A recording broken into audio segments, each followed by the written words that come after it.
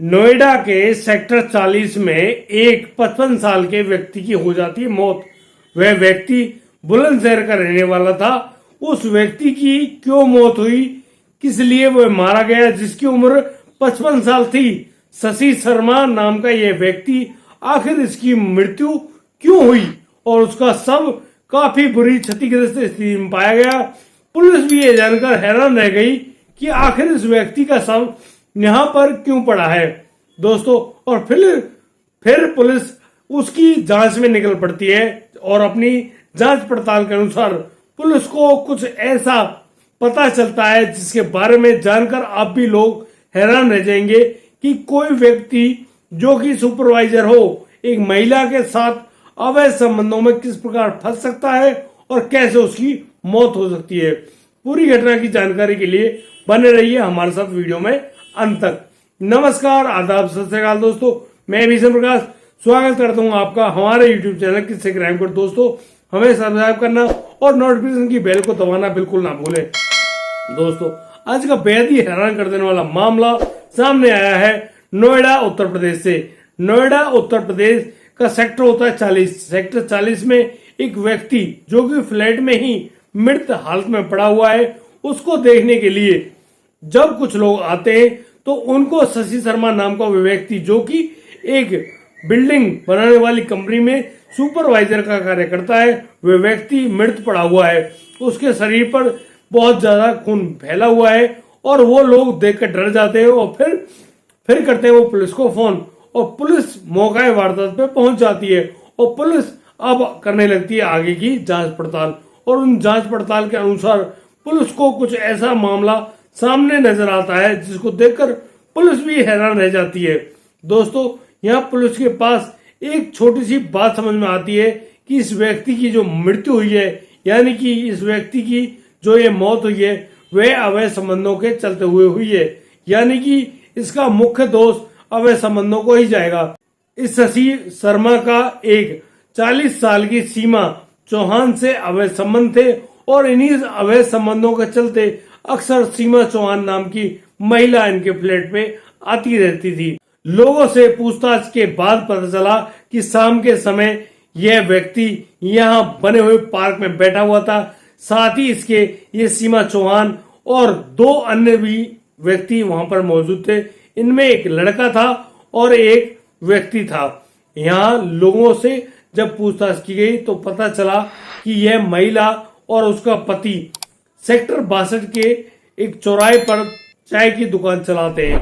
दोस्तों पुलिस को बस इशारा ही मिलना था। पुलिस अब पहुंच जाती है सेक्टर 62 और सेक्टर 62 में उस चाय के खोखे पर जाकर पता चलता है कि वहां पर भरत चौहान नाम का एक व्यक्ति चाय बनाता रहता है। आज वह खोखा तो बंद है लेकिन भरत चौहान कहाँ रहता है उसके बारे में पता चलता है कि वह सेक्टर 62 के एक छोटे से मकान में किराए पर रहता है। उसके साथ उसकी पत्नी सीमा चौहान और 4 बच्चे भी रहते हैं। दोस्तों पुलिस अब पहुंच जाती है भरत चौहान के पास और भरत चौहान को और उसकी पत्नी सीमा चौहान को उसी के घर में जो कमरा होता है उसी कमरे से गिरफ्तार कर लिया जाता है। और फिर पुलिस उनसे पूछती है कि तुम्हारे साथ एक नौजवान लड़का भी था, आप उस लड़के के बारे में बताइए, वह लड़का कौन है। तो दोस्तों यहाँ भरत चौहान के निशानदेही पर उसका दोस्त वह नौजवान लड़का जिसकी उम्र मात्र 21 साल थी, वह राजा तिवारी नाम का लड़का जिसकी उम्र 21 साल है और वह नोएडा की यूनिवर्सिटी में बीटेक का प्रथम वर्ष का छात्र है। अब उस लड़के को जिसका नाम राजा तिवारी उसको भी गिरफ्तार कर लिया जाता है और दोस्तों उन सबको पुलिस लाकर थाने में अब उनसे और पूछताछ कर रही होती है। तो यहाँ पर एक बड़ा ही अजीब मामला सामने आता है जिसके बारे में आइए प्रकाश डालते हैं। यहाँ पर भरत चौहान नाम का जो व्यक्ति होता है जिसकी उम्र करीब 43 वर्ष है, वह अपनी पत्नी सीमा चौहान को डांटते हुए गालियां देते हुए कहता है कि तुमने देखा है नजारा, तुम्हारे द्वारा किए गए इन अवैध संबंधों में क्या होता है, एक व्यक्ति को अपनी जान से हाथ धोना पड़ता है। दोस्तों पुलिस भी उनकी इन बातचीत को सुन के हैरान रह जाती है और फिर पूछा जाता है तो यहाँ पर भरत चौहान उन खुलासों को सामने लाता है और वह कहता है कि सन 2021 में ये सुपरवाइजर जब एक बिल्डिंग बनाने का काम करते थे तो मैं भी मजदूरी वगैरह किया करता था और उसी मजदूरी करने के चलते हुए मेरी और शशि शर्मा की मुलाकात होती है और वह मुलाकात हमारी कब दोस्ती में तब्दील हो गई पता नहीं चलता। और दोस्तों शशि शर्मा का अब भरत चौहान के घर पर आना जाना होता है। दोस्तों एक दिन जब भरत चौहान अपने लिए सब्जी लेने के लिए रुक जाता है और सीधा शशि शर्मा उसके घर पहुंच जाता है और जब भरत चौहान करीब आधे घंटे बाद लौटकर आता है अपने घर तो वह अपनी पत्नी सीमा चौहान को शशि शर्मा के बाहों में पाता है, जिसे देखते ही वह आग बबूला हो जाता है और वह गंदी गंदी गालियां देते हुए शशि शर्मा को वहीं पर धमकियां देने लगता है और उसे कहता है कि तुम दोबारा यहाँ पर फटके तो मैं तुम्हारी जान ले लूंगा। शशि शर्मा अब अपने आप को संभालते हुए वहां से भाग जाता है और दोस्तों अब उनकी बातचीत भी बंद हो जाती है। लेकिन यहाँ पर सीमा चौहान शशि शर्मा के द्वारा बनाए गए जो अवैध संबंधों को उनको बिल्कुल भी नहीं खोना चाहती थी और करीब 2 साल बाद वह अब उस शशि शर्मा से फोन पे बात करने लगती है।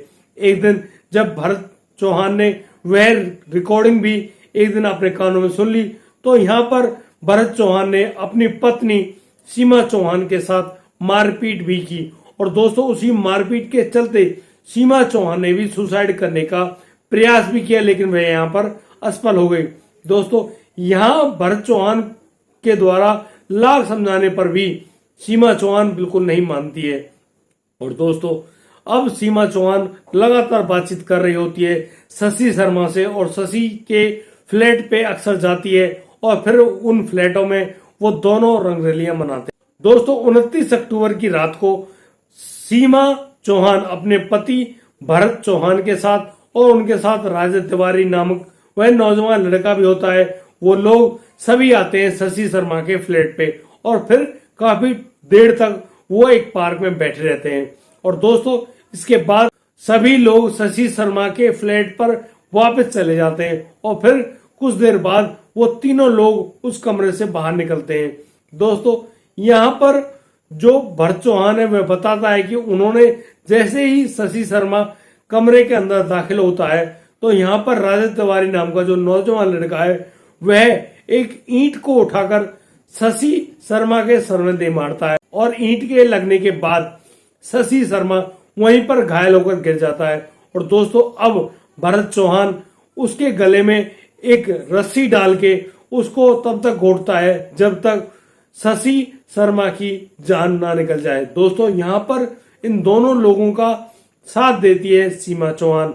सीमा चौहान के मुंह से एक उप तक नहीं निकला और दोस्तों इसी प्रकार से भरत चौहान कहता है कि हमने मजबूरीवश और इस सीमा के द्वारा रचे गए इन कांड की वजह से ही उस आदमी को मरना पड़ा। वह व्यक्ति तो अच्छा था लेकिन इस औरत के चक्कर में आके पता नहीं क्यों वह इन अवैध संबंधों में आ गया और फंस गया, लेकिन आज वह इन बुरे कर्मों की वजह से दुनिया में मौजूद नहीं है। दोस्तों पुलिस ने उन तीनों को गिरफ्तार करने के बाद अब सीधा जेल में भेज दिया है। दोस्तों बुरे काम का बुरा नतीजा, यदि कोई भी व्यक्ति किन्हीं भी बुरे कर्मों को अंजाम देता है तो इन बुरे कर्मों की वजह से उस व्यक्ति को उनकी मुताबिक सजा भुगतनी ही पड़ती है। यहाँ सजा पाने में दिन देरी हो सकती है लेकिन अन्याय नहीं हो सकता, उसको उसके कर्मों की सजा तो अवश्य ही मिलेगी। और दोस्तों हम आपसे हाथ जोड़कर गुजारिश करते हैं कि किसी भी प्रकार के कोई भी गलत कार्य बिल्कुल ना करें, क्योंकि जब इनके परिणाम भुगतने का समय आएगा तब सभी लोग आपसे मुंह मोड़ चुके होंगे। और दोस्तों यदि आपको हमारी वीडियो और दी गई जानकारी अच्छी लगी हो तो आप हमें लाइक करें, कमेंट करें, शेयर करें और हाँ सब्सक्राइब करना बिल्कुल ना भूलें। दोस्तों अब दीजिए मुझे इजाजत, मिलता हूं कल रात 8 बजे। तब तक के लिए आप बढ़िया रहें, बेहतरीन रहें, अपने परिवार का बखूबी ख्याल रखते रहें। जय हिंद, जय भारत।